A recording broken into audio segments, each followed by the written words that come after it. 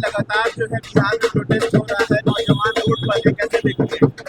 देखिए, जो छात्रों के साथ जो इस बार परीक्षा जो ली गई कि आपको समय से लेट प्रश्न पत्र दिया गया और बिल्कुल समय पे उनसे वापस ले लिया गया, तो उनको समय देना चाहिए था। और समय अगर उस समय नहीं मिला तो कम से कम अब उसको री एग्ज़ाम उसकी होनी चाहिए थी।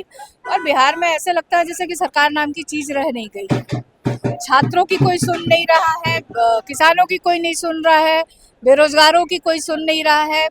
और देखा जाए तो जो ब्यूरोक्रेसी है बहुत हावी है और अपने हिसाब से वो लोग जिनको जो ठीक लग रहा है वो कर रहे हैं।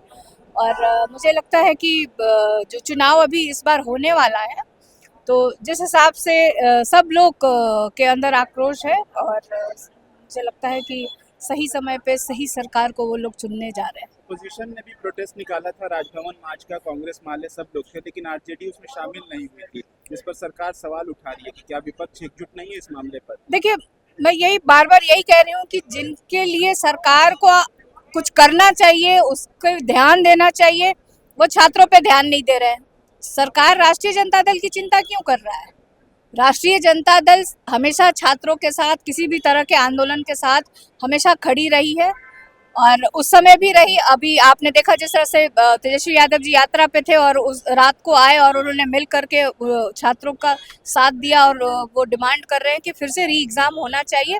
और री एग्ज़ाम बिल्कुल होना चाहिए, होना इसलिए चाहिए कि कोई सही मांग है छात्रों की कि आप एक तरफ आप जो एक समय होता है और समय से अगर विलम्ब से अगर आधे घंटे 1 घंटे आप छात्रों को देर से आप देते हैं और पहले आप समय पे ले लेते हैं, तो आखिर उस तरह से छात्रों के भविष्य के साथ ये खिलवाड़ है कहीं ना कहीं।